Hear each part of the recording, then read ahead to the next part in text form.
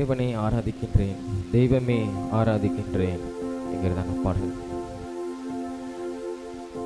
தேவனே ஆராதிக்கின்றேன், தெய்வமே ஆராதிக்கின்றேன், தேவனே ஆராதிக்கின்றேன், தெய்வமே ஆராதிக்கின்றேன், அதிகாலையில் ஆராதிக்கின்றேன், ஆனந்த சத்தத்தோடு ஆராதிக்கின்றேன், அதிகாலையில் ஆராதிக்கின்றேன், ஆனந்த சத்தத்தோடு ஆராதிக்கின்றேன், தேவனே ஆராதிக்கின்றேன், தெய்வமே ஆராதிக்கின்றேன், தேவனே ஆராதிக்கின்றேன், தெய்வமே ஆராதிக்கின்றேன், கண்மலையே ஆராதிக்கின்றேன், காண்பவரே உம்மை ஆராதிக்கின்றேன், கண்மலையே ஆராதிக்கின்றேன், காண்பவரே உம்மை ஆராதிக்கின்றேன், தேவனே ஆராதிக்கின்றேன், தெய்வமே ஆராதிக்கின்றேன், தேவனே ஆராதிக்கின்றேன், தெய்வமே ஆராதிக்கின்றேன், முழு மனதோடு ஆராதிக்கின்றேன், முழந்தாள் படியிட்டு ஆராதிக்கின்றேன், முழு மனதோடு ஆராதிக்கின்றேன், முழந்தாள் படியிட்டு ஆராதிக்கின்றேன், தேவனே ஆராதிக்கின்றேன், தெய்வமே ஆராதிக்கின்றேன், தேவனே ஆராதிக்கின்றேன், தெய்வமே ஆராதிக்கின்றேன், யெகோவாயிரே ஆராதிக்கின்றேன், எல்லாமே பார்த்து கொள்வேன், யெகோவாயிரே ஆராதிக்கின்றேன், எல்லாமே பார்த்து கொள்வேன்,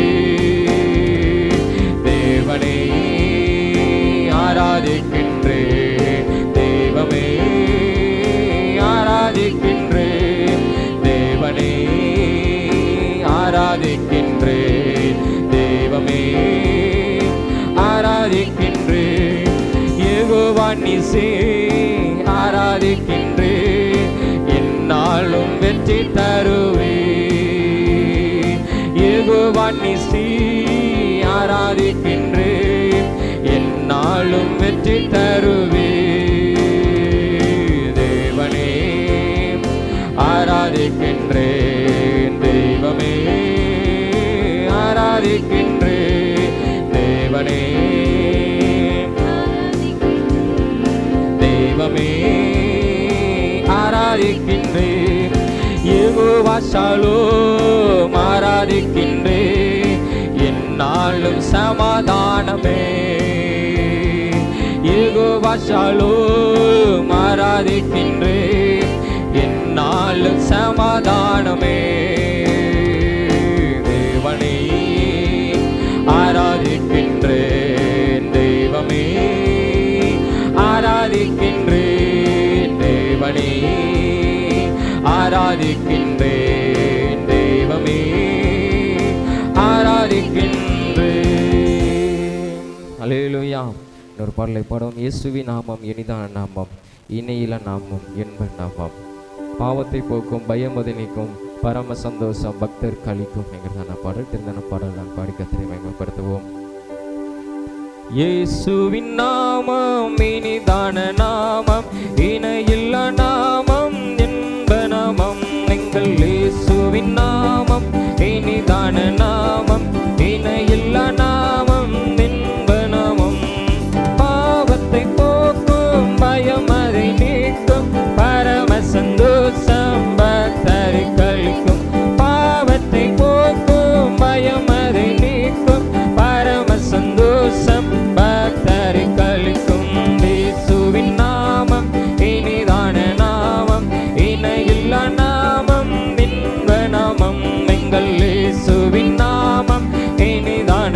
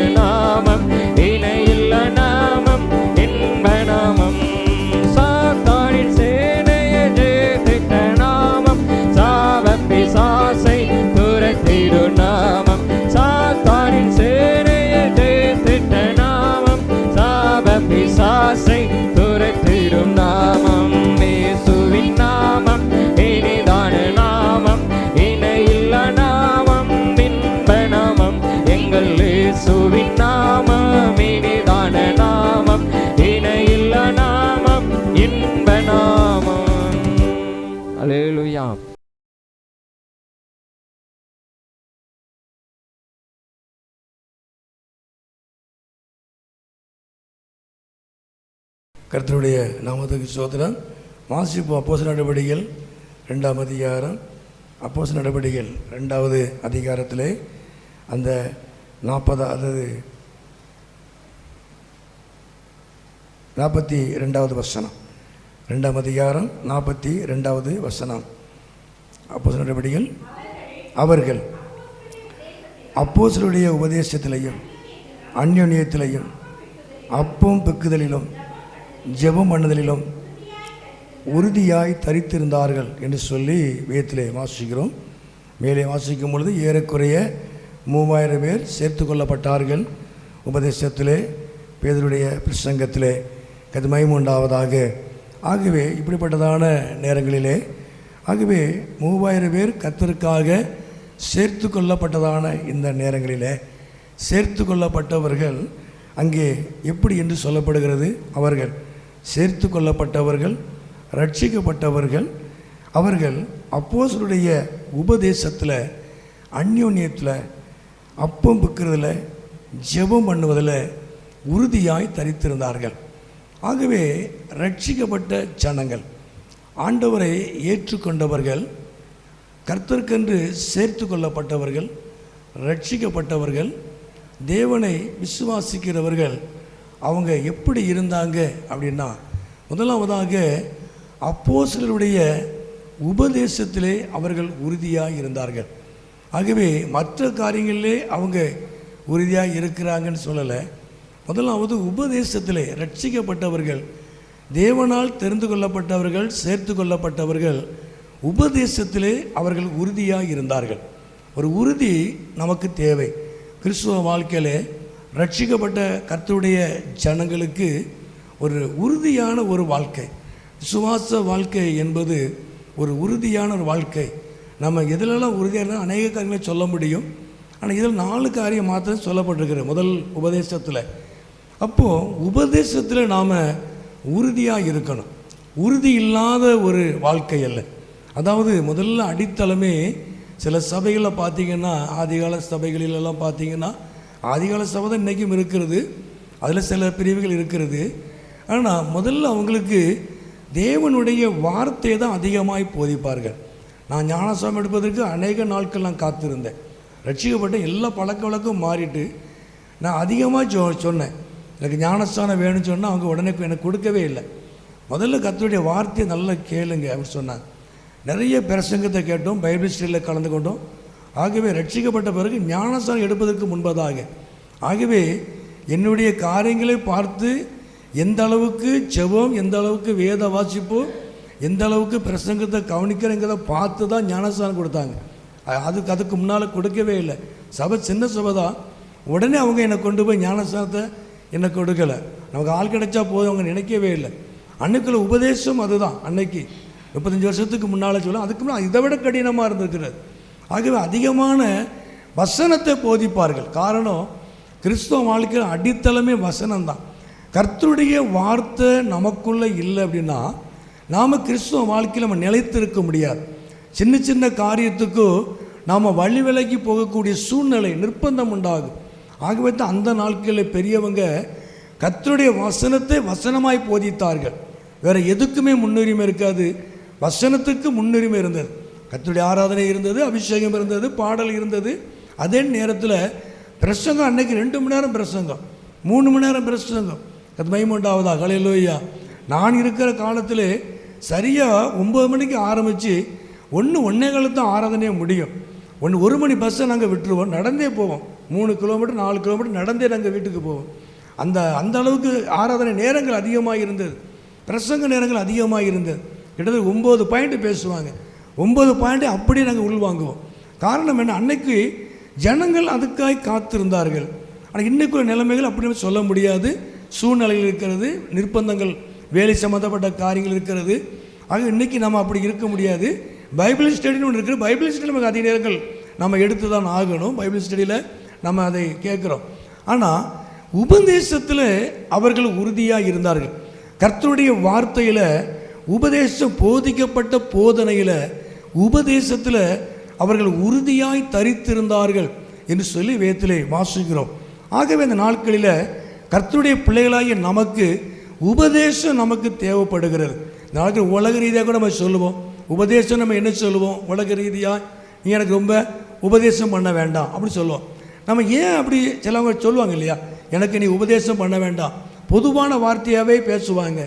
ஏன் அப்படி சொல்கிறாங்க அப்படின்னா, அப்போ உபதேசம் என்றாலே ஒரு நல்ல வார்த்தை, நல்ல ஆலோசனை இல்லையா. நம்ம யாருக்கு உபதேசம் சொல்லுவோம்? நம்ம பையங்களுக்கு, வாலிபர்களுக்கு உபதேசம் தான் சொல்லுவோம். எனக்கு அநேகர் சொல்லும்போது நான் அப்படி தட்டி கழிச்சிருக்கேன் ரட்சிக்கப்படுறதுக்கு முன்னால், நீங்கள் எனக்கு ஒன்றும் உபதேசம் பண்ண வேண்டாம் அப்படின்னு சொல்லி. காரணம் என்ன? அவங்க நான் எப்படி வாழணுங்கிறத குறித்து உலக ரீதியான நல்ல ஆலோசனை கொடுப்பாங்க பெரியவங்க. ஆனால் சிலவங்க ஏற்றுக்கொள்வாங்க, சிலவங்க நினைச்சுவாங்க நீங்கள் ஒன்று எனக்கு உபதேசம் பண்ண வேண்டாம், உலக ரீதியாக சொல்லக்கூடிய வார்த்தை. அப்போ உபதேசம் என்றாலே நல்ல கருத்து, நல்ல ஆலோசனை, வாழ்க்கைக்கு முக்கியமான ஒரு காரியம் உலக ரீதியாக. ஆனால் வேதமும் அதை தான் சொல்லுகிறது, அதை கர்த்தருடைய வார்த்தையாக சொல்லப்படுகிறது. உபதேசம் நம்முடைய வாழ்க்கைக்கு தேவையான ஒன்றாக இருக்கிறது. தேவனுடைய வார்த்தையானது நமக்கு தேவையான ஒன்றாக இருக்கிறது. ஆகவே தான் அப்போஸ்தலருடைய காரியங்களில் நாட்களில் சேர்த்து கொள்ளப்பட்டவர்கள் முதல்ல உபதேசத்தில் உறுதியாக இருந்தாங்க. அவங்க உபதேசத்தில் உறுதியாக இருந்தாங்க. நீதிமொழிகளை வாசிக்கும் பொழுது நீதிமொழியுடைய புஸ்தகத்தில் நீதிமொழி 9ஆம் அதிகாரத்தில் அந்த 9வது வசனத்தை வாசிப்போம். 9ஆம் அதிகாரத்தில் 9வது வசனம், நீதிமொழி 9:9. ஞானம் உள்ளவனுக்கு போதகம் பண்ணு, அவன் ஞானத்தில் தேறுவான். நீதிமானுக்கு உபதேசம் பண்ணு, அவன் அறிவில் விருத்தி அடைவான். ஆகவே நீதிமானுக்கு உபதேசம் பண்ணு, அவன் அறிவிலே விருத்தி அடைவான். அப்போ உபதேசம் நம்முடைய அறிவை நம்மளை விருத்தி அடைய பண்ணுகிறது. நமக்கு இருக்கிறதான அறிவை அதிகப்படுத்துகிறது. இன்னும் தேவனை அறிந்து கொள்ளும்படியான ஒரு காரியமாய் அது காணப்படுகிறது. நமக்கு அறிவு தேவைப்படுது இல்லையா. உலக ரீதியாகவே சொல்லுவோம், நமக்கு அறிவு வேணும் அப்படின்னு சொல்லுவோம், புத்தி வேணும், ஞானம் வேணும் அப்படின்னு சொல்லுவோம். ஆகவே உபதேசம் நீதிமானுக்கு பண்ணு, ரட்சிக்கப்பட்டவனுக்கு உபதேசம் பண்ணு, ஆண்டவரை ஏற்றுக்கொண்டவனுக்கு உபதேசம் பண்ணு, பரிசுத்தமாக இருந்தாலும் அவனுக்கு உபதேசம் பண்ணு. இந்த உபதேசம் என்ன செய்யும் அப்படின்னா, இருக்கிற அறிவை இன்னும் விருத்தி அடைய பண்ணும், இன்னும் நம்மளை தெளிவடைய பண்ணும். உபதேசத்தை கேட்க கேட்க தேவனுடைய வார்த்தைகளை கேட்பதனால, தேவனுடைய வார்த்தைகளை கவனிக்கிறதுனால, வசனத்தை வாசிக்கிறதுனால, உபதேசத்தை ஏற்றுக்கொள்வதனால, உபதேசத்தில் நம்ம உறுதியாக இருக்கிறதுனால நாம் அறிவில் நாம் விருத்தி அடைவோம் என்று சொல்லி வேதத்தில் வாசிக்கிறோம். அது மகிமையுண்டாவதாக. அல்லேலூயா. ஆகவே தான் சேர்த்து கொள்ளப்பட்டவர்கள் உபதேசத்தில் அவர்கள் உறுதியாக இருந்தார்கள் என்று சொல்லி நான் வேதத்தில் வாசிக்கிறோம். 2 தீமோத்தேயுடைய புஸ்தகத்தில் அந்த நிருபத்தில் 4ஆம் அதிகாரம், 2 தீமோத்தேயு 4ஆம் அதிகாரத்தில் அந்த 3வது வசனத்தை வாசிப்போம். ஏனென்றால் அவர்கள் ஆரோக்கியமான உபதேசத்தை வாசிங்க தங்கள் சுய இச்சைகளுக்கு ஏற்ற போதர்களை தங்களுக்கு, அதாவது ஏனென்றால் அவர்கள் ஆரோக்கியமான உபதேசத்தை பொறுக்க, அதாவது ஆரோக்கியமான உபதேசத்தை ஏற்றுக்கொள்ள முடியாமல் தங்களுக்கு ஏற்ற ஒரு போதர்களை ஏற்படுத்தி அங்கே என்று சொல்லி வேதத்தில் வாசிக்க. அதாவது உபதேசத்தை புரட்டுகிற காரியம், உபதேசத்தை, தேவனுடைய உபதேசத்தை ஏற்றுக்கொள்ள முடியாமல் தேவனுடைய உபதேசத்தை கேட்பதற்கு பொறுக்க மனதில்லாமல் தங்களுடைய, அதாவது தங்கள் சுய இச்சைகளுக்கு ஏற்ற போதர்களை தங்களுக்கு திரளாக, அதாவது தங்களுக்கு ஏற்ற போதகர்கள் அப்படின்னு என்ன, தங்களுக்கு ஏற்ற போதனைகள், தங்களுக்கு ஏற்ற போதனைகள் தேவை. தங்களுக்கு ஏற்ற போதர்களை அவர்கள் சேர்த்து கொண்டு தங்கள் விரும்பத்தக்கதாக, தங்கள் அங்கே ஏற்றுக்கொள்ளத்தக்கதான உபதேசத்தை அங்கே போதித்தார்கள். அதாவது உபதேசத்தை புரட்டுகிற ஒரு காரியம். கர்த்தர் நாமத்துக்கு மகிமை உண்டாவதாக. அல்லேலூயா.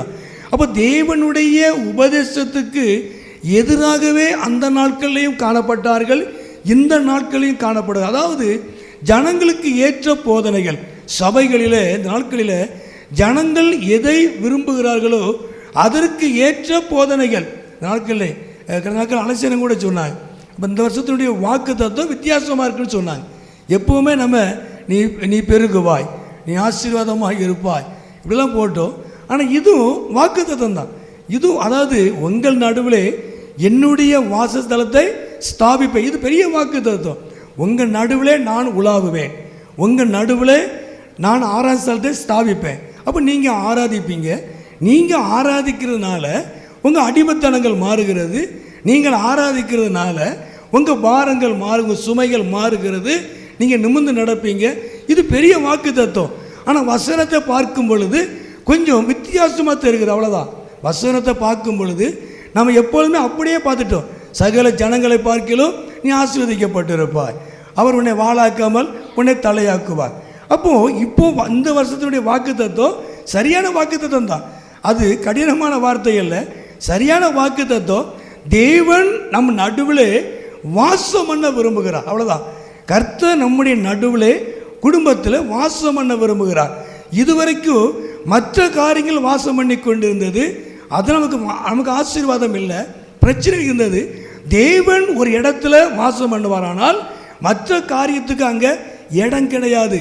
தேவன் வாசம் பண்ணும் பொழுது தேவன் அதை சீர்படுத்துகிறார், சுமைகளை மாற்றுகிறார், அடிமைத்தனத்தை கத்தை மாற்றுகிறார், பெருக பண்ணுகிறார், ஆசீர்வதிக்கிறார். அப்போ தேவன் தான் நம்ம நடுவில் வாசம் பண்ண வேண்டும். இது கர்த்தருடைய உபதேசம். அது மகிமையுண்டாவதாக. ஹல்லேலூயா. அப்போ நமக்கு ஏற்ற பிரகாரம், ஜனங்களுக்கு ஏற்ற பிரகாரம், சபையாருக்கு ஏற்ற பிரகாரம் பிரசங்கம் அல்ல, சபையாரை சீர்படுத்துவதும் கர்த்தருடைய வருகைக்கு நேராய் வழிநடத்தக்கூடிய உபதேசம் வேதத்தில் இருந்து சொல்ல வேண்டும். அது மகிமையுண்டாவதாக. ஹல்லேலூயா. ஆகவே ஆசீர்வாதமான எல்லாமே ஆசீர்வாதமான வார்த்தைகள் தான். ஆனால் கர்த்தருடைய ஆசீர்வாதத்துக்கு முன்னால தேவன் சில காரியங்களை வைக்கிறார். நீ இப்படி இருக்கும் பொழுது, என் கட்டளைகளை நீ கை கொள்ளும் பொழுது, அதன்படி நடக்கும் பொழுது, நான் உன் நடுவில் என்னுடைய வாசத்தை ஸ்தாபிப்பேன், நான் அங்கே வந்து வாசம் பண்ணுவேன். அப்போ எல்லா இடத்துலையும் தேவன் வாசம் பண்ணுகிறவர் அல்ல, எல்லா இடத்துலையும் தேவன் ஆராதனை ஸ்தலத்தை ஸ்தாபிக்கிறவர் அல்ல. அது மகிமையுண்டாவதாக. ஹல்லேலூயா. எல்லா இடத்துலையும் தேவன் மகிமைப்படுகிறார் அல்ல. தேவன் யார் நடுவிலே மகிமைப்படுகிறார்? கர்த்தருடைய கட்டளைகளை கேட்டு அதன்படி நடக்கிறவங்க மத்தியில் அவர் மகிமைப்பட விரும்புகிறார். அது மகிமையுண்டாவதாக. ஹல்லேலூயா. ஆகவே உபதேசம் நமக்கு தேவையான ஒன்றாக இருக்கிறது. தங்களுக்கு ஏற்ற போதர்களை ஏற்படுத்தி கொண்டார்கள். இந்த ஊழியக்காரர் நல்லா இல்லை, பெரிய பெரிய ஸ்தாபனங்கள் இருக்கிறது, கடினமாக பேசினா உடனே லெட்டர் எழுதுவாங்க, எங்களுக்கு இந்த போதகர் தேவையில்லை, எங்களுக்கு வேறு போதகர் செய்யணும் வரணும்னு சொல்லுவாங்க. ஆகவே தவறான காரியங்கள் இருக்கிறது. அதே நேரத்தில் நல்ல போதனைகளை நல்ல சபைகள் சில சபைகளை ஏற்றுக்கொள்வது அல்ல, ஸ்தாபனங்களில் எழுதி போட்டு அதை மாற்றுவாங்க. நான் பார்த்துருக்கிறேன். அது மகிமையுண்டாவதாக. ஹல்லேலூயா. ஆகவே சபைக்கு, அதாவது சபையார்களுக்கு ஏற்ற போதனை அல்ல, தேவனுடைய வார்த்தைகளை தேவன் விரும்புகிற பிரகாரம் போதிக்கும் பொழுதுதான் சபையார் நாட்களிலே ஆசீர்வதிக்கப்படுவாங்க, விருத்தி அடைவாங்க. அது கர்த்தருக்கு நேராக நடத்தக்கூடிய அது ஆரோக்கியமான உபதேசம். அப்போ உபதேசம் என்று சொன்னாலே அறிவிலை விருத்தி அடைய பண்ணுவது மாத்திரமல்ல, அது நமக்கு ஆரோக்கியமான உபதேசம், நமக்கு ஆரோக்கியத்தை கொடுக்கிறது. ஆவிக்குரிய வாழ்க்கையில் சரீர பிரகாரமாக பலகீனங்கள் இருந்தாலும், ஆனால் ஆவியில் நாம் உற்சாகமாக இருக்கிறோம். அது மகிமையுண்டாவதாக. ஹல்லேலூயா. உபதேசம் ஆரோக்கியமானது. உபதேசத்தை கேட்கறதுனால, உபதேசத்தில் உறுதியாக இருக்கிறதுனால அறிவுடைய வளர்ச்சி விருத்தி மாத்திரமல்ல, அது நமக்கு ஆவிக்குரிய வாழ்க்கையை, கிறிஸ்துவ வாழ்க்கையை நம்மை ஆரோக்கியப்படுத்துகிறது, ஆவிக்குள்ள பலனடைய செய்கிறது. அது மகிமையுண்டாவதாக. ஹல்லேலூயா. வேறு எந்த உபதேசமும் தேவன் விரும்பாத எந்த ஒரு காரியத்தையும் நமக்கு அது ஏற்றதல்ல, அது நமக்கு பலனை கொண்டு வருவதல்ல. தேவனுடைய வார்த்தை உபதேசத்தை கேட்பதனால நமக்கு நல்ல ஆரோக்கியம் உண்டாகிறது. இதைத்தான் நம்ம தீத்துல வாசிக்கிறோம். 2ஆம் அதிகாரத்தில் தீத்து 2ஆம் அதிகாரம் அந்த 1வது வசனத்தை வாசிப்போம். 1ஆம் வசனம், நீயோ ஆரோக்கியமான உபதேசத்துக்கு ஏற்றவர்களை பேசு. நீ பேசுறது ஆரோக்கியத்துக்கு ஏற்ற உபதேசத்தை பேசு, தேவனுடைய வார்த்தையை பேசு, தேவனுடைய உபதேசத்தை பேசு. அதுதான் ஆரோக்கியம். கேட்கிற ஜனங்களுக்கு அது ஆரோக்கியத்தை கொண்டு வரும். கர்த்தர் நாமத்துக்கு மகிமை உண்டாவதாக. ஹல்லேலூயா. ஹல்லேலூயா. அது கடைசி நாட்களில் கட்டுக்கதைகளுக்கு சாய்ந்து போகிற ஒரு நாட்கள் வரும் என்று வேதம் சொல்லுது. கட்டுக்கதைகள், அதாவது தேவையில்லாத காரியத்துக்கு தாங்கள் விரும்புகிறபடியே பேசுகிற வார்த்தைகளுக்கு, கட்டுக்கதைகளுக்கு, தேவனுடைய வார்த்தைக்கு விரோதமான காரியங்களுக்கு சாய்ந்து போகிற காலத்தில் இருக்கிறோம். அது மகிமையுண்டாவதாக. அல்லேலூயா, அல்லேலூயா. ஆகவே தான் அப்போஸ்தலர்கள் அந்த வாசிக்கும் போது அவங்க காலங்களிலே சேர்த்து கொள்ளப்பட்டவர்கள், தேவனை ஏற்றுக்கொண்டவர்கள், முதலாவதாக உபதேசத்திலே அவர்கள் உறுதியாக இருந்தார்கள். கர்த்தர் நாமத்துக்கு மகிமையுண்டாவதாக. அல்லேலூயா. ஆண்டவராய் இயேசு கிறிஸ்து அந்த சுவிசேஷ நாட்களில் அவர் அதிகமாக அவர் உபதேசம் பண்ணினார். இரவெல்லாம் ஜெபம் பண்ணுவார். ஆனால் காலையில் ஜனங்களுக்கு அவர் உபதேசம் பண்ணினார். தேவனுடைய வார்த்தைகளை அவர் பகிர்ந்து கொண்டார், ஜனங்களுக்கு உபதேசம் பண்ணினார் என்று சொல்லி நாம் வேதத்திலே வாசிக்கிறோம். கர்த்தர் மகிமையுண்டாவதாக. அல்லேலூயா, அல்லேலூயா. வாசிப்போம் 1 யோவான் ஒரு புஸ்தகத்திலே 2 யோவானிலே 9ஆம் வசனத்தையும் 10ஆம் வசனத்தை வாசிப்போம். 2 யோவான் கடைசி பகுதி 2 யோவான் 9, 10. கிறிஸ்துவின் உபதேசத்தில் நிலைத்திராமல் மீறி நடக்கிற எவனும் தேவனை உடையவன் அல்ல. கிறிஸ்துவின் உபதேசத்தில் நிலைத்திருக்கிறவனோ பிதாவையும் குமாரனையும். அப்போ கிறிஸ்துவின் உபதேசத்தில் நிலைத்திருக்கிறவன் தான் அங்கே பிதாவையும் குமாரனையும் உடையவன். அவனே தேவனுடைய பிள்ளை, அவனே தேவனுடைய மனுஷன். கீழே வாசிப்போம் 10ஆம் வசனம். ஒருவன் உங்களிடத்தில் வந்து இந்த உபதேசத்தை கொண்டு வராமல் இருந்தால் அவனை உங்கள் வீட்டிலே ஏற்றுக்கொள்ளாமலும் அவனுக்கு வாழ்த்துதல் சொல்லாமல் இருங்க. ஒருவன் உங்களிடத்தில் இந்த உபதேசம், ஆண்டவராய் இயேசு கிறிஸ்துவை குறித்த தேவனுடைய உபதேசத்தை கொண்டு வராத எவனாய் இருந்தாலும் அவனை உங்கள் வீட்டுக்கு வரவிடாதபடியும் அவனுக்கு வாழ்த்துதல் சொல்லாமலும் இருங்கள் என்று சொல்லி நம்ம யோவானுடைய அந்த நிருபத்தில் நம்ம வாசிக்கிறோம். யோவான் எழுதுகிறார். கர்த்தர் மகிமையுண்டாவதாக. அல்லேலூயா. அப்போ உபதேசம் என்பது கேட்பதனால நமக்கு ஆரோக்கியம் உண்டாகிறது, நம்முடைய அறிவு விருத்தி அடைகிறது, நாம் தேவனையும் பிதாவையும் நாம் சேர்ந்தவங்களாய் காணப்படுகிறோம். கர்த்தர் மகிமையுண்டாவதாக. அல்லேலூயா. சேர்த்து கொள்ளப்பட்டவர்கள் உபதேசத்திலே உறுதியாகி இருந்தார்கள். இரண்டாவதாக வாசிங்க அப்போஸ்தலர் நடபடிகள் 2ஆம் அதிகாரத்திலே 2ஆம் அதிகாரம் 42ஆம் வசனம்.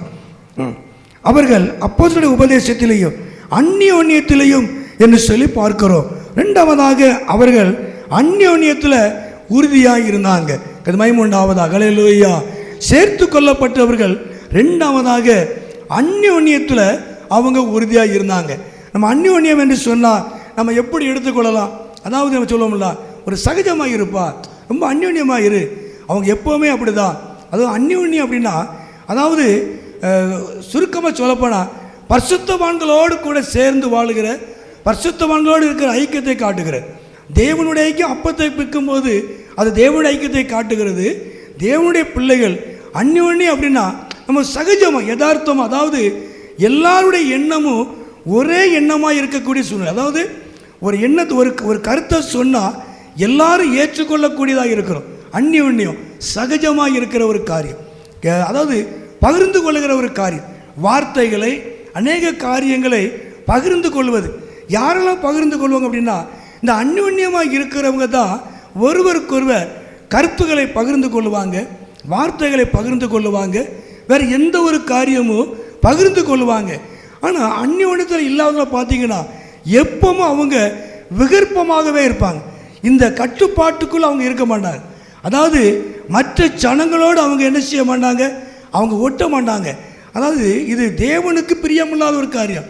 மற்ற காரியத்தில், மற்ற உலக காரியங்களிலே, உலக வழிபாடுகளிலே, உலக ஜனங்களுக்கு நடுவில் நாம் அவங்களோடு கூட ஒட்ட முடியாது.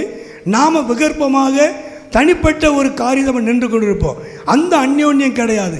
கிறிஸ்துவ வாழ்க்கையில், ஆவிக்குரிய வாழ்க்கையில், சபையினுடைய காரியங்களில் பரிசுத்தவான்களோடு கூட நாம் ஐக்கியப்படுவது அந்யோன்யமாக, அதாவது சகஜமாக காணப்படுகிற ஒரு காரியம், பகிர்ந்து கொள்ளுகிற ஒரு காரியம். அதை நம்ம எங்கே வாசிக்க முடியும் அப்படின்னா பிலிப்பியரில் வாசிக்கலாம். பிலிப்பியர் நிருபத்தில் 2ஆம் அதிகாரம், பிலிப்பியர் 2ஆம் அதிகாரத்தில் அந்த 1-2 வாசிப்போம். பிலிப்பியர், ஆதலால் கிறிஸ்துவுக்குள் யாதொரு ஆறுதலும் யாதொரு தேர்தலும் ஆவியின் யாதொரு ஐக்கியமும் யாதொரு உருக்கமான பட்சமும் இறக்கங்களும் உண்டானால் நீங்கள் ஏக சிந்தையும் ஏக அன்பும் உள்ளவர்களாய் இருந்து இசைந்த ஆத்துமாக்களாய் ஒன்றையே சிந்தித்து என் சந்தோஷத்தை நிறைவாக்குங்க போதும். ஆகவே ஒன்றையும் வாதினால வீண் பெருமையினால அல்ல. அப்போ அந்யோன்யம் என்று சொன்னால் அதாவது அங்கே வாதம் இருக்காது, அதாவது வாதம் இருக்காது, வீண் பெருமை அங்கே இருக்காது. அந்யோன்யத்தில் வீண் பெருமை இருக்காது, வாதங்கள் வாக்குவாதங்கள் இருக்காது. ஆனால் அந்யோன்யம்னா எப்படி இருப்பாங்கன்னா ஏக சிந்தையாக இருப்பாங்க, எல்லாரும் ஒரே சிந்தையாக இருப்பாங்க, ஒரே கருத்து உள்ளவங்களாக இருப்பாங்க, ஒரே அன்புள்ள தேவ அன்பில் நிறைந்து இருப்பாங்க. அவங்க ஒருவருக்கு தேற்றுகிறவங்களாக ஐக்கியமாக இரக்கம் உள்ளவங்களாக இருப்பாங்க. இது அந்யோன்யத்தில் காணப்படுகிற ஒரு காரியம். ஆகவே சேர்த்து கொள்ளப்பட்டவர்கள், கர்த்தருக்கென்று கிறிஸ்துவுக்கென்று சேர்த்து கொள்ளப்பட்டவர்கள் அந்யோன்யத்தில் அவங்க உறுதியாக இருந்தாங்க. அது மகிமை உண்டாவதாக. அல்லேலூயா, அல்லேலூயா. ஒருமித்த கருத்தோடு காணப்பட்டாங்க. அந்யோன்யத்தில் அவங்க உறுதியாக இருந்தாங்க. 91 வசனத்தை வாசிக்கும் பொழுது கலாத்தியரில் 2ஆம் அதிகாரம் வாசித்த பகுதி 2ஆம் அதிகாரத்தில் 9 வாசிப்போம். 9:2-9. எனக்கு அளிக்கப்பட்ட கிருபையை அறிந்த போது தூண்களாக எண்ணப்பட்ட யாக்கோபும் கேபாவும் யோவானும் தாங்கள் விருத்தசேனம் உள்ளவர்களுக்கும் நாங்கள் புறஜாதிகளுக்கும் பிரசங்கிக்கும்படி அந்யோன்ய ஐக்கியத்துக்கு அடையாளமாக எனக்கும் பர்னபாவுக்கும் வலது கை கொடுத்தார்கள். அந்யோன்யம் மற்றவங்களுக்கும் நமக்கும் ஒரு தூண்டலாய் மாத்திரமல்ல, நமக்கு தோள் கொடுக்கிறவங்களாக இருப்பாங்க. கது மகிமை உண்டாவதா. கழி சொல்லுயா. அந்யோன்யத்துக்கு அடையாளம் என்ன அப்படின்னா நமக்கு தோள் கொடுக்கிறவர்கள்.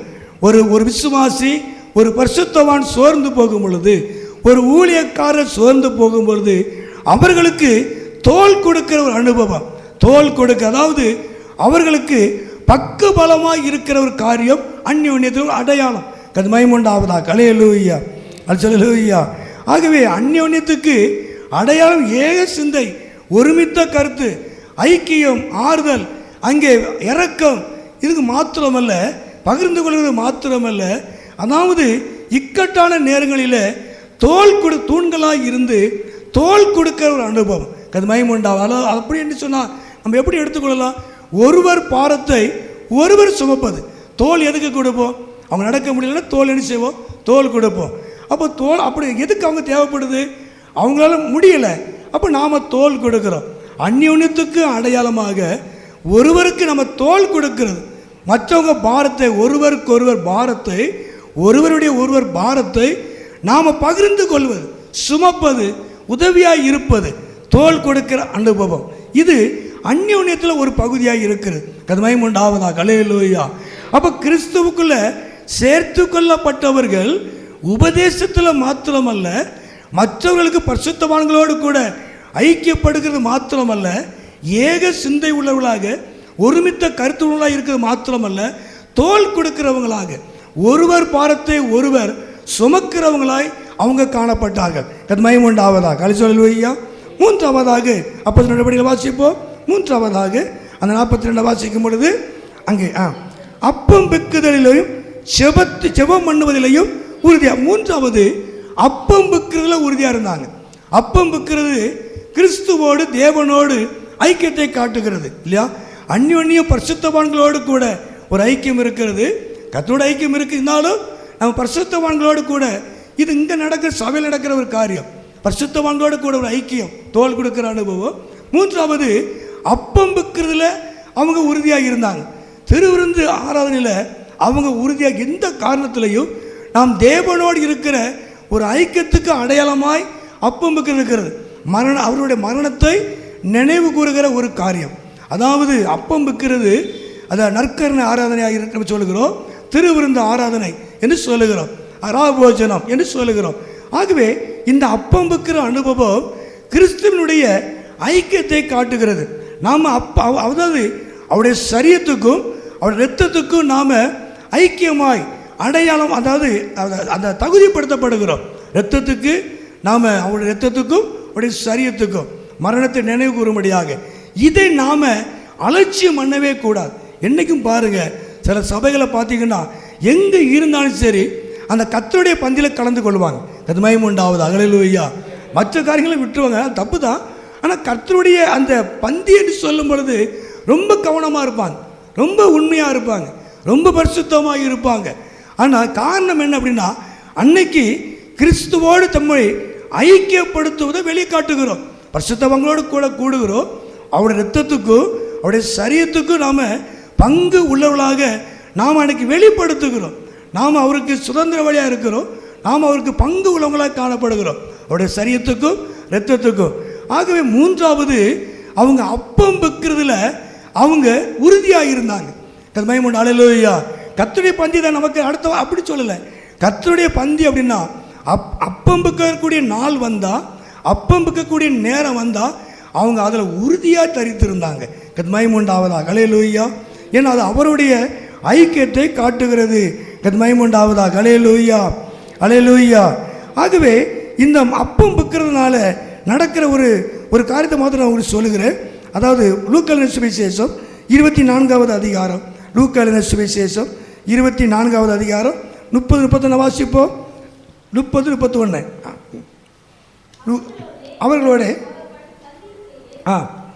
அவர்களோட அவர் பந்தி இருக்கையில் அவர் அப்பத்தை எடுத்து ஆசீர்வதித்து வாசிங்க.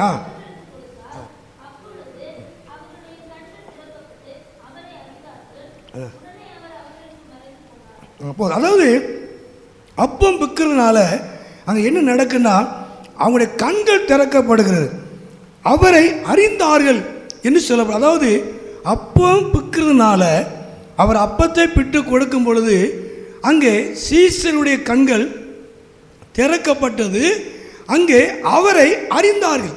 ஆகவே இந்த கர்த்தருடைய பந்தி என்று சொல்லும் பொழுது அப்பம் விற்கிறதுல நம்ம உறுதியாக இருக்கிறோம். என்ன நடக்கு அப்படின்னா, நம்முடைய கண்கள், ஆவிக்குரிய கண்கள் திறக்கப்படுகிறது, நம்முடைய மனக்கண்கள் திறக்கப்படுகிறது.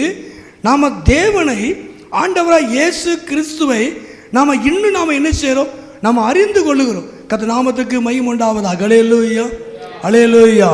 அப்போ ராபோஜனம், திருவிருந்து ஆராதனை, அப்பம் விற்கிற காரியம் நமக்கு தேவையான ஒரு காரியம். நாம் அதை விட்டுறவே கூடாது நாம. ஆகவே மூன்றாவது, சேர்த்து கொள்ளப்பட்டவர்கள், சேர்த்து கொள்ளப்பட்டவர்கள், கூட்டி சேர்க்கப்பட்டவர்கள். மூன்றாவது, அப்பம் விற்கிறதுல அவங்க உறுதியாக இருந்தாங்க. மனக்கண்கள், அவங்க கண்கள் திறக்கப்பட்டவங்களாக தேவனையும் கிறிஸ்துவை இன்னும் அதிகமாய் அறிந்து கொள்ளும்படியான ஒரு காரியத்தை அங்கே ஏற்படுத்தினது. கர்த்தர் நாமத்துக்கு மகிமை உண்டாவதாக. அல்லேலூயா. அல்லேலூயா. அப்போ அப்பம் வைக்கிறது நமக்கு தேவையான ஒன்று. அதே நேரத்தில் அப்போஸ்தலர் 2ஆம் அதிகாரம் 46 வாசிங்க. 46 வசனம். அவர்கள் ஒருமனப்பட்டவர்களாய் தேவ ஆலயத்திலே அனுதினமும் தரித்திருந்து வீடுகள் தோறும் அப்பம் விட்டு மகிழ்ச்சியோடும் கபடமில்லாத இருதயத்தோடும் போது. அப்போ மகிழ்ச்சி உண்டாகிறது. அப்பம் விற்கிறதுனால அவங்க வாழ்க்கையில் ஒரு சந்தோஷம் உண்டாகிறது. கள்ள கபடம் இல்லாதபடி திறந்த இருதயத்தோடு கூட அவங்க மனசில் கூட்டி சேர்க்கப்பட்டவங்க இருதயத்தில் ஒரு சந்தோஷம் உண்டாகிறது. மகிமை உண்டாவதாக. அல்லேலூயா. அப்போ அப்பம் விற்கிறதுனால நம்முடைய கண்கள் திறக்கப்படுகிறது, நம்ம அதிகமாய் அவரை அறிந்து கொள்கிறோம். மூன்றாவது, நம்முடைய இருதயத்தில் ஒரு சந்தோஷம், ஒரு மன நிறைவு உண்டாகிறது. மகிமை உண்டாவதாக. அல்லேலூயா. அல்லேலூயா. அவங்க எல்லாம் ஒருமனப்பட்டவங்களாய் காணப்பட்டாங்க. தேவனோடு ஐக்கியப்படுவதற்கு, கிறிஸ்துவோடு ஐக்கியப்படுவதற்கு, பரிசுத்தவான்களோட ஐக்கியம் எல்லாமே கிறிஸ்துவோடு கூட ஐக்கியப்படுகிறது. சிலவங்க சில ஊழியங்களை பார்க்கிறோம், எல்லா ஊழியங்களையும் செய்வாங்க, ஆனால் சபைக்கு போக மாட்டாங்க. அவங்க சபைக்கு போவதனால நமக்கு என்ன பிரயோஜனம் அப்படின்னு சொல்லுவாங்க. சிலருக்கு அப்படி ஒரு டீம் இருக்குது, அப்படி ஆனால் எல்லா ஊழியத்தையும் செய்வாங்க. சபை ஐக்கியம் நமக்கு தேவைங்கிறத அவங்க எடுத்துக்கிட மாட்டாங்க. நாங்கள் ஏதோ இருக்கிறோம், ராபோஜனங்கிறத அவங்களுக்கு கிடையாது. கேட்டால் 2 மணி நேரம் ஆறாவில் இருந்தால் ஒரு 100 பேர்த்துக்கு பிரசங்கம் பண்ணலாம் அப்படின்னு சொல்லுவாங்க. 100 பேர்த்துக்கு அங்கே ட்ராக்ஸ் கொடுக்கலாம், ஊழியம் செய்யலாம் அப்படின்னு சொல்லலாம். ஆகவே 2 மணி நேரம் அவங்களுக்கு அதை அவாய்ட் பண்ணுவாங்க. ஆராதனையை ரொம்ப ஊழியம் செய்வாங்க மற்றவங்க. அது தப்பான காரியம், அது ஒரு தவறான ஒரு உபதேசம். முதல்ல நமக்கு சபையினுடைய ஐக்கியம், சபையில் கூடி வரணும், சபை அதாவது கூடி சில நினைச்சு விட்டு விடுவதை எப்படி நம்ம நிச்சயப்படும், விட்டு விடாது இருப்போமாக என்று சொல்லி நினைச்சிடும் வேதத்தில் வாசிக்கிறோம். அது மகிமையுண்டாவதாக. அல்லேலூயா. ஆகவே சபை கூடி வருவதை நாம் விட்டு விடவே கூடாது. எந்த ஒரு ஐக்கியமும் அது சபையை சார்ந்ததாகவே இருக்க வேண்டும். அது மகிமையுண்டாவதாக. அல்லேலூயா. சுவிசேஷ ஊழியம் செய்கிறவங்க சபையில் ஐக்கியம் வச்சிருப்பாங்க. ஏதாவது சபையில் ஒரு ஸ்தாபனத்தில் அவங்க ஐக்கியமாக இருப்பாங்க. கர்த்தருடைய பந்தியில் அவங்க கலந்து கொள்வாங்க. மற்ற நேரங்களில் வெளியூர்களுக்கு அவங்க பிரசங்கத்துக்கு மற்ற சபைகளுக்கு அவங்க போவாங்க. அது மகிமையுண்டாவதாக. அல்லேலூயா. அதுதான் உண்மையான ஒரு காரியம். ஆகவே அப்பம் பிக்கிறதுனால நம்முடைய கண்கள் திறக்கப்படுகிறது, தேவனை அறிந்து கொள்ளுகிறோம். அதே நேரத்தில் நம்முடைய இருதயத்தில் சந்தோஷம் உண்டாகிறது. அது மகிமையுண்டாவதாக. அல்லேலூயா. நான்காவதாக அந்த வசனம் ஜெபத்திலே ஜெபம் பண்ணுவதில் உறுதியாய் தரித்திருந்தாங்க. கடைசியாக நான்காவது ஜெபத்தில் உறுதியாய் இருந்தாங்க. ஆகவே கூட்டி சேர்க்கப்பட்டவர்கள், கர்த்தருக்கென்று பிரித்தெடுக்கப்பட்டவர்கள், சேர்த்து கொள்ளப்பட்டவர்கள் அங்கே நான்காவது ஜெபத்தில் உறுதியாக இருந்தாங்க. ஜெபம் பண்ணுவதில் அவங்க உறுதியாக இருந்தாங்க. அது மகிமையுண்டாவதாக. அல்லேலூயா. அல்லேலூயா. ஆண்டவர் சொல்ல இல்லையா 22 லூக்கா 22:40-44 சொல்வார். அதாவது சோதனைக்கு உட்படாதபடி நினைச்சீங்க, நீங்கள் ஜெபம் பண்ணுங்க, நீங்கள் விழித்திருந்து ஜெபம் பண்ணுங்க. தேவ சித்தம் நிறைவேறுவதற்காக நீங்கள் சோதனைக்கு உட்படாதபடி நீங்கள் விழித்திருந்து நினைச்சீங்க, ஜெபம் பண்ணுங்க. இக்கட்டான நேரம், சோதனையான பெரிய காலத்தில் இருக்கும் பொழுது அங்கே ஆண்டவர் சொல்கிறாரு, நீங்கள் ஜெபத்தில் உறுதியாக இருக்கணும். அந்த லூக்கா 18:1 வாசிக்கிறீங்க இல்லையா? அதாவது அந்த ஜெபத்தை குறித்து ஆண்டவர் சொல்றார். சோர்ந்து போகாதபடி ஜெபம் பண்ணுவதற்கு ஒரு ஓமை ஆண்டவர் சொல்றார். சோர்ந்து போயிடக்கூடாது. ஜெபத்தில் நாம் சோர்ந்து போயிடக்கூடாது. ஒரு காரியத்துக்காக ஜெபம் பண்ணுறோம், உடனே கிடைக்கல, விட்டுறக்கூடாது. நம்ம ஜெபத்தில் உறுதியாக இருக்கணும். தேவன் நிச்சயமாய் நம்முடைய ஜெபத்துக்கு மறுஉத்தரவு கொடுப்பார். அது மகிமையுண்டாவதாக. அல்லேலூயா. ஆகவே தான் சோர்ந்து போகிறவனுக்கு என்று சொல்லி ஆண்டவர் லூக்கா 18:1 வாசிக்கிறோம். அதாவது சோர்ந்து போகாதபடி எப்பவுமே ஜெபம் பண்ணணும். அதாவது ஜெபம் பண்ண நிச்சயமாக கிடைக்குங்கிறத ஆண்டவர் ஓமையை சொல்கிறார். அது மகிமையுண்டாவதாக. அல்லேலூயா. ஆகவே நமக்கு இன்னைக்கு கிடைக்கலன்னு சொல்லி சோர்ந்து போயிடக்கூடாது. நம்ம ஜெபத்தில் நாம் உறுதியாக இருக்கணும். எலியா ஜெபத்தில் அவன் உறுதியாக இருந்தான் இல்லையா? முதல்ல ஜெபம் பண்ணோன்னே பார்க்க சொல்ல, வெளியே பாரு மேகம் எப்படி பார்க்க ஒன்றும் இல்லைன்னு சொல்கிறான். இன்னும் 7 தடவை பாரு சொல்கிறான். அப்போது அதுக்கப்புறம் உள்ளங்கை மேகம் நினைச்சது தெரியுதுன்னு சொல்கிறான். அது மகிமையுண்டாவதாக. எலியாவுடைய நாட்களில் அதை நம்ம வாசிக்கிறோம். கருத்தான ஒரு ஜெபம். ஆகவே என்ன தெரியலன்னு சொன்னால் உடனே அவன் ஜெபத்தை நிறுத்தலை, இன்னும் 7 தடவை பாரு சொல்கிறான். ஒரு தீர்க்கதரிசி, தேவனுடைய மனுஷன். அப்போ தொடர்ந்து அவன் ஜெபிக்கிறான். தேவன் ஒரு உள்ளங்கை மேகத்தை காட்டுகிறார். உள்ளங்கை மேகம்தான் பெரிய மலையை கொண்டு வந்தது. அது மகிமையுண்டாவது. அல்லேலூயா. அல்லேலூயா. அப்போ ஜெபத்தை அவன் நிறுத்தலை. பரவாயில்ல, 2 தடவை சொல்லியிருப்பான் இல்லையா? 3 நேரம் ஆச்சு சொல்லியிருப்பான், இன்னும் தெரியலன்னு சொல்லியிருப்பான். அப்போ அவன் முதல்ல சொல்லி 7 தடவை பாரு சொல்கிறான். அப்போது தொடர்ந்து அவன் ஜெபிக்கிறான், கருத்தாய் ஜெபம் பண்ணுறான். தேவன் அற்புதங்களை செய்கிறார். அது மகிமையுண்டாவதாக. அல்லேலூயா. அதே போல் தானியேல் ஜெபம் பண்ணக்கூடாது என்பதற்காக தடை, ஆனால் அவன் ஜெபத்தை நிறுத்தலை. ஜெபத்தில் அவன் உறுதியாக இருக்கான். தானியேல் ஜெபத்தில் உறுதியாக இருந்ததுனால அவனுக்கு விரோதமாக இருந்த சிங்கத்தின் வாய்களை தேவன் கட்டினார். அது மகிமையுண்டாவதாக. அல்லேலூயா. நம்ம எப்பமெல்லாம் ஜெபத்தில் உறுதியாக இருக்கிறோமோ அன்னைக்கெல்லாம் தேவன் கிரியை செய்வார். ஆனால் ஜெபிக்க கூடாதபடி அநேக தடைகள் நமக்கு வருவது உண்டு. எல்லாத்துக்கும் தடை வராது, ஆனால் ஜெபம்னு சொன்ன தடை வந்துடும். ஜெபிக்கணும் அப்படின்னு தடை வரும். தானியேலுக்கு தடை வந்தது, ஜெபிக்க கூடாது என்று தடை வந்தது.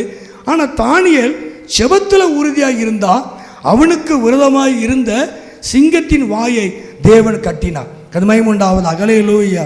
அல்லேலூயா. தேவன் எப்படிப்பட்டவங்கிறத தேசத்தில் தானியேல் மூலமாக தேவன் வெளிப்பட்டார். அவர் நாமத்தை அவர் மகிமைப்படுத்தினார். தானியேலுடைய காரியம் ஜெயமாக இருந்தது. காரணம் என்ன? அவ கண்டு பயப்படலை. என்ன செய்யறது? அரசாங்கம் நமக்கு இந்த உத்தரவு போட்டிருக்கு, நாம் ஒழுங்குங்கரமாக இருக்கணும், அரசாங்கத்தை கீழ்ப்படியணும் அப்படின்னு அவன் இருக்கவே இல்லை. ஜெபத்துக்கு தடை கிடையாதுயா, என்னும் பண்ணிட்டு போ. ஜெபத்துக்கு தடை கிடையாது. ஜெபத்தில் அவன் உறுதியாக இருந்தான். தேவன் தேசத்தில் அற்புதத்தை, தேசத்தின் மத்தியிலே, ராஜாவுடைய மத்தியிலே, ஜனங்களுக்கு நடுவில் தேவன் தானியேலுக்கு அற்புதங்களை செய்தார். அது மகிமையுண்டாவதாக. அல்லேலூயா. அவனுக்கு விரோதமாய் இருந்தவர்களை தேவன் அழித்து போட்டார். அது மகிமையுண்டாவதாக. அல்லேலூயா. எந்த காரியமாய் இருந்தாலும், தேவனுடைய காரியத்துக்கு எந்த தடை வந்தாலும் நாம் அதை எதிர்த்து நிற்க வேண்டும். நாம் அதில் உறுதியாக இருக்க வேண்டும். அதுதான் கிறிஸ்துவ வாழ்க்கை, அதுதான் ஆவிக்குரிய வாழ்க்கை. இது மகிமையுண்டாவதாக. அல்லேலூயா, அல்லேலூயா. ஆகவே தொடர்ந்து தேவன் நம்மளை என்ன செய்வார்? நம்ம நடத்துவார். ஆகவே தொடர்ந்து அந்த வசனத்தை வாசிக்கும் பொழுது 42 வாசிக்கும் பொழுது அப்போஸ்தலர் அவர்கள் அப்போஸ்தலருடைய அதுக்கு முந்தின வசனத்தை வாசிப்போம். அவனுடைய வார்த்தையை சந்தோஷமாய் ஏற்றுக்கொண்டவர்கள் ஞானஸ்தானம் பெற்றார்கள். அன்றைய தினம் ஏறக்குறைய 3000 பேர் சேர்த்து கொள்ளப்பட்டார்கள். அவர்கள் யாரு? ஞானஸ்தானம் எடுத்தவர்கள்.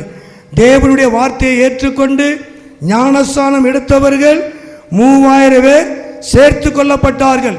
கர்த்தருக்கென்று சேர்த்து கொள்ளப்பட்டார்கள். சபையிலே சேர்த்து கொள்ளப்பட்டார்கள். சேர்த்து கொள்ளப்பட்டவர்கள் உபதேசத்திலே உறுதியாயிருந்தார்கள், அந்யோன்யத்திலே உறுதியாயிருந்தார்கள், அப்பம் பிக்குவதிலே உறுதியாயிருந்தார்கள், ஜெபம் பண்ணுவதிலே உறுதியாயிருந்தார்கள். மற்ற ஜனங்கள் இவர்களை கண்டு பயந்தார்கள். மகிமையுண்டாவது. அல்லேலூயா, அல்லேலூயா.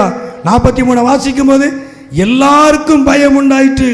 அப்போஸ்தலரால் அநேக அற்புதங்களும் அடையாளங்களும் செய்யப்பட்டது. நாம் ஆவிக்குரிய வாழ்க்கையிலே நாம் உறுதியாய் இருக்கும் பொழுது தேவன் அற்புதங்களையும் அடையாளங்களையும் செய்வார். மற்ற ஜனங்கள் நம்மை கண்டு பயப்படுவார்கள். மகிமையுண்டாவது. அல்லேலூயா. நாம் எதில் உறுதியாக இருக்க வேண்டுமோ அதில் நம்ம உறுதியாக இருக்கணும். உபதேசத்தில் உறுதியாக இருக்கணும், அந்யோன்யத்தில் உறுதியாக இருக்கணும், அந்த அப்பம் பக்கத்தில் உறுதியாக இருக்கணும், ஜெபத்தில் உறுதியாக இருக்கும் பொழுது தேவன் நம் நடுவிலே அற்புதங்களையும் அடையாளங்களும் அவர் செய்வார். மற்ற ஜனங்கள் நம்மை கண்டு பயப்படுவார்கள். தேவன் தேசத்திலே கர்த்தர் உங்களை உயர்த்துவார். அவர் நாமத்தை அவர் மகிமைப்படுத்துவார். அல்லேலூயா. கர்த்தர் உங்களை ஆசீர்வதிப்பாராக. ஜெபம் பண்ணுமா? எல்லாரும் ஜெபம் பண்ணும். எல்லாரும் முழங்கால் படியிட்டு. அல்லேலூயா. இயேசுவே, நாங்கள் உம்மை துதிக்கிறோம். நன்றியோடு நாங்கள் உம்மை துதிக்கிறோம். அன்றைய தினம் ஏறக்குறைய 3000 பேர் சேர்த்து கொள்ளப்பட்டார்கள்.